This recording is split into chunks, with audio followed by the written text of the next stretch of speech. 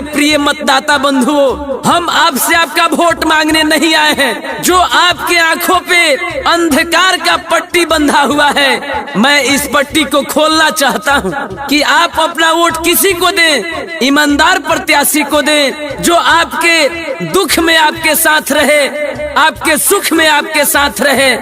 ये नहीं कि आप चंद लोभ के कारण, कुछ लालच के कारण आप अपना कीमती वोट, जिस वोट का कीमत अगर आपको पता है तो आप अच्छे व्यक्ति को देंगे, सच्चे व्यक्ति को देंगे। तो ईमानदार प्रत्याशी के झोले में आप अपने एक वोट को दान कीजिए। चाहे जितना जोर लगा लो, चाहे जितना शोर मचा लो,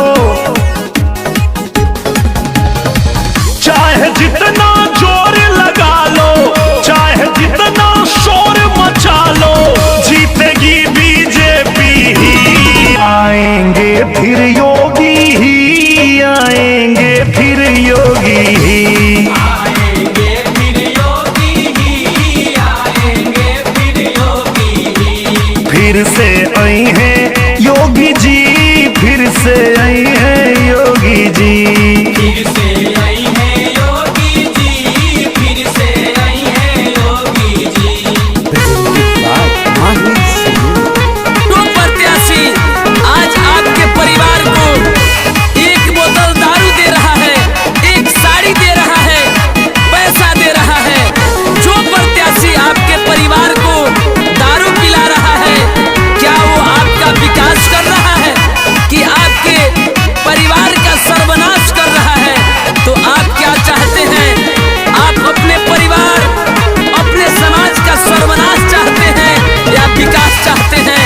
अगर विकास चाहते हैं तो ईमानदार प्रत्याशी को चुने, आपके साथ रहने वाले प्रत्याशी को चुने। ये नहीं कि आपके पास वोट है तो आप किसी भी प्रत्याशी को दे दें। आपके बीच में जो रहने वाला है उसी प्रत्याशी को दें, उसी को चुने, उसी को जिताएं। तो आइए हम सब एकजुट होकर संकल्प लें। भ्रष्ट लुटेरे चोर माफिया दंगाई सब साफ हुए, दंगाई सब साफ हुए, हाँ दंगाई सब साफ हुए। जातिवाद परिवारवाद के चेहरे सभी अनाथ हुए, चेहरे सभी अनाथ हुए, हाँ चेहरे सभी अनाथ हुए। साजिश चाहे जितनी रच ले, साजिश चाहे जितनी रच ले, होनी है जो होगी ही। आएंगे फिर योगी ही, आएंगे फिर योगी ही, आएंगे फिर योगी ही, आएंगे फिर योगी ही। लहर नहीं ललकार होगी, फिर एक बार भाजपा की सरकार होगी। तो दोस्तों, आज चुनाव का दौर चल रहा है और आपके बीच अनेकानेक लोग आ रहे हैं मात्र आपके एक वोटों के लिए। तो आपको तय करना है कि आपका एक वोट किस तरह के प्रत्याशी को देना चाहते हैं।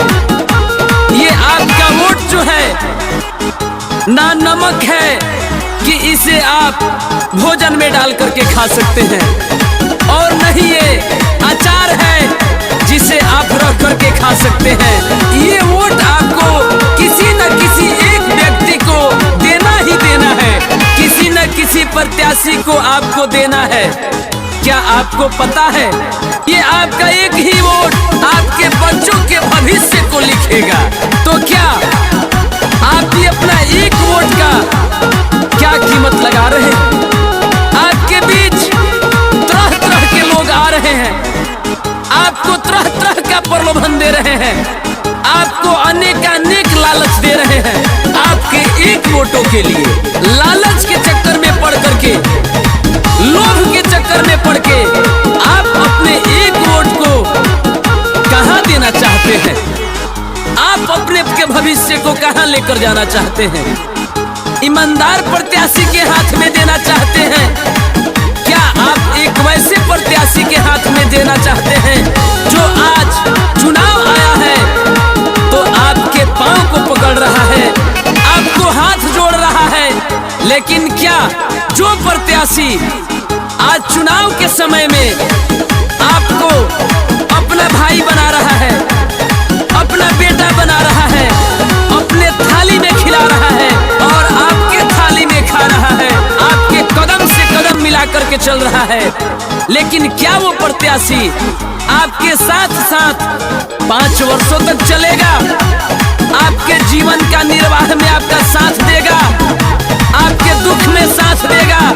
सबको पेंशन मुफ्त में राशन, सड़कों का है जाल बिछा, सड़कों का है जाल बिछा, सड़कों का है जाल बिछा। हर घर बिजली शौचालय है, ऐसा कहाँ कमाल दिखा, ऐसा कहाँ कमाल दिखा, ऐसा कहाँ कमाल दिखा। यूपी सबसे आगे होगा, यूपी सबसे आगे होगा, आस पूरी होगी ही, आएंगे फिर योगी ही, आएंगे फिर योगी ही। आएंगे फिर योगी ही, आएंगे फिर योगी ही।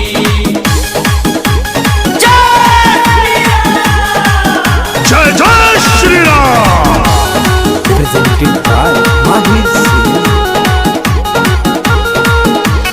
दिव्य कुंभ और भव्य अयोध्या, मथुरा काशी याद रहे, मथुरा काशी याद रहे, हाँ, मथुरा काशी याद रहे। राम कृष्ण की गूंज उठी जो, हरदम वह आबाद रहे, हरदम वह आबाद रहे, हाँ, हरदम वह आबाद रहे। कोरोना से लड़ी लड़ाई, कोरोना से लड़ी लड़ाई, लौटेंगे उपयोगी ही, आएंगे फिर योगी ही, आएंगे फिर योगी ही। आएंगे फिर योगी ही, आएंगे फिर योगी ही। भारत माता की राम से उठता तूफान है, रणभूमि रण के लिए तैयार है, लड़ाई सत्य एवं झूठ की है, संघर्ष सेवा सहायता प्यार की है, आपको हमारा साथ देना इस यूपी फिर तैयार खड़ा है, सुंदर कमल खिलाने को, कमर का बटन दबाने को, यूपी में कमल खिलाने को। देश में नंबर 1 होने को, अपनी शान दिखाने को, एक बराबर है हम सब, अब सबको ये समझाने को। मोदी जी के अगुवाई में, मोदी जी के अगुवाई में, जीत बम्पर होगी ही, आएंगे फिर योगी ही, आएंगे फिर योगी ही। आएंगे फिर योगी ही, आएंगे फिर योगी ही।